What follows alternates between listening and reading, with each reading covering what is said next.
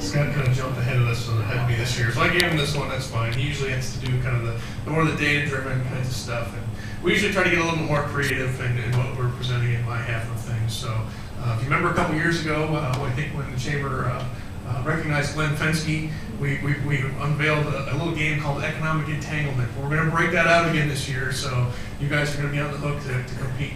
I figure we'll probably do these 3 rows of folks are going to be one team, and this 3 is going to be the other team. So just heads up, you're going to be on the hook to answer some questions here, hopefully.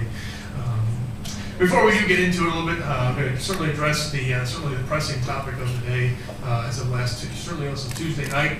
I'm pretty sure by now everyone is aware. We've received notice that Famous Footwear has announced the closure of their Sun Prairie distribution center here at our business park. It is going to be affecting about 144 employees.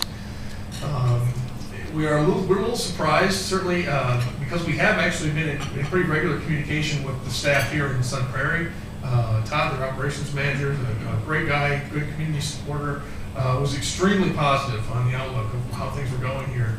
For those folks who didn't know it, all of Famous Footwear's operations through shoes.com, if anybody's ordered shoes from that website, those shoes came from our warehouse here in Sun Prairie. No matter where you're at in the country, that was their primary facility that was servicing that. And that was a growing service that they were doing. More and more of their inventory was addressing that online presence. They had been doing some different staffing ramp-ups in terms of providing additional support to that operation. So all indications for us were that things were actually going very, very well here. I think what probably has happened is with a change in a recent CEO, maybe doing some different corporate realignment. The objective was clearly established to drop some of their operational costs, and therefore they're consolidating this facility into 2 newer facilities, one on the West Coast and one in Tennessee. So again, I think it's our understanding that many of the employees were certainly taken by surprise by the announcement as well. So we certainly in that regard, there right now, at least short term, certainly our number 1 priority is making sure that those employees have access to the resources, certainly through the state of Wisconsin and the South Central Wisconsin Workforce Development Board, and making sure they have opportunities to be finding new employment. So that is taking up a lot of our short-term future. We'll be working with those folks.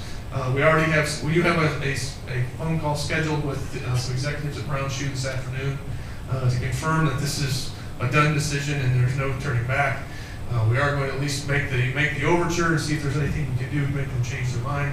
While we are being realistic moving forward, and that we're going to assume that we're going to be having conversations with both the building owner as well as the short-term lease tenant to try to possibly get somebody in that building short-term. So certainly we are looking for anybody has any ideas or assistance or knows of someone who is affected by this, certainly let us know. We are doing everything within our power, obviously, to mitigate certainly the downside of this type of announcement. So again, I was all pumped up. I suppose on Tuesday, man, this is going to be a great fun presentation on Tuesday. And then bam, Tuesday night while we're in our budget meeting, obviously the news came out. I kind of joke about our local Madison media, and it's never a good thing when we see a news van in town. It seems like that means there's bad news. We don't see them when there's good news, and we've got the groundbreakings and the shovels and those things. We don't see them very often, but so it was. Of course, we had Channel 3 was knocking on everybody's door last night, and certainly we are disappointed with the announcement and the decision. We are very much going to try to look forward to this as an opportunity and work with the building owner to see if there's what sort of new user or users we can get in that building. It's a 430,000 square foot building. That's a big building.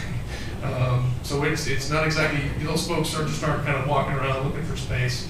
So we're probably looking at some sort of long-term future of multiple users in that building. So we think there is some good opportunities there. We still think our location and our workforce provides some excellent competitive opportunities, and we will be putting our best foot forward to make sure that this is just a short-term, hopefully a bump in the road, and we can get that facility back and operating as quickly as possible.